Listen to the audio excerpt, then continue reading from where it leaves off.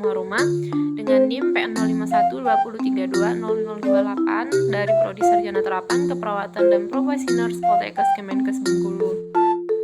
Di tugas kewirausahaan yang kedua ini, saya akan menjelaskan bagaimana tahap-tahap saya dalam menyusun skripsi dan apa hubungannya dengan kewirausahaan.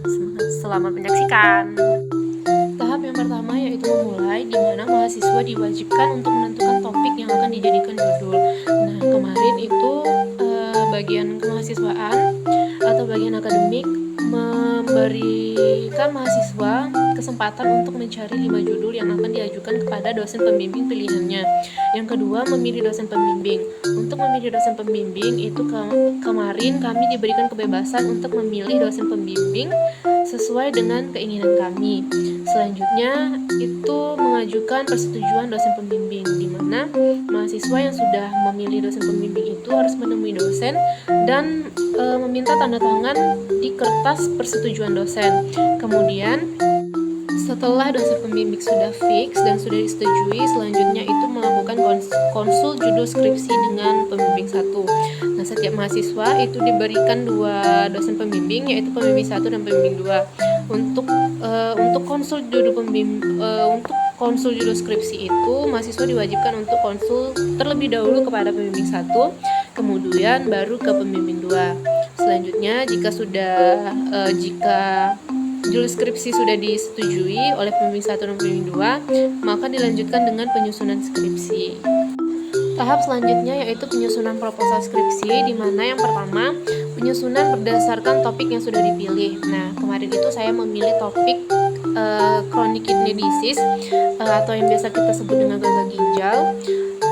Kemudian jika sudah dipilih topiknya, lanjut untuk menulis proposal mulai dari bab 1 hingga bab 4. Menurut pengalaman saya, dalam penyusunan skripsi itu hal yang sulit ialah menentukan latar belakang pada bab 1. Kemudian dilanjutkan dengan penelitian nanti. Nah, jika sudah menulis bab 1 hingga bab 4, melanjutkan untuk konsul kepada pembimbing. Untuk konsul kepada pembimbing juga itu harus kepada pembimbing 1 terlebih dahulu, kemudian baru ke pembimbing 2. Tahap yang ketiga yaitu ujian proposal. Nah, setelah skripsi kita sudah disetujui dari bab 1 sampai bab 4, sudah dikonsulkan juga kepada pembimbing 1 dan pembimbing 2, itu selanjutnya adalah kita mencari atau mengajukan syarat ujian kepada bagian akademik untuk dicarikan dosen pengujinya. Jadi saat sudah dapat dosen pengujinya, itu nanti akan diberikan lembar persetujuan untuk menjadi penguji skripsi, dan kemudian kita temui dosennya untuk meminta persetujuan. Selanjutnya itu ialah persiapan ujian.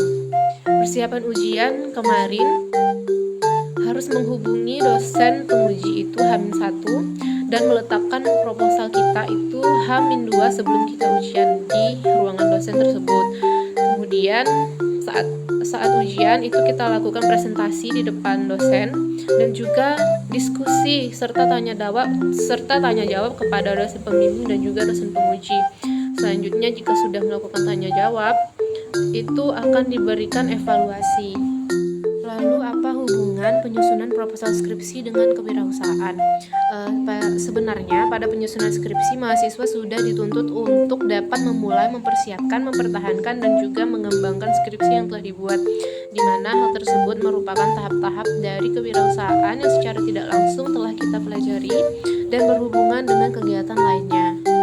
Yang dimana tahap-tahap kewirausahaan tersebut yang pertama adalah tahap memulai, tahap mempersiapkan, tahap mempertahankan dan juga tahap mengembangkan. Untuk pada proposal skripsi ini mahasiswa harus mampu mengembangkan dan juga mempertahankan skripsi yang telah dibuat dan juga telah diteliti.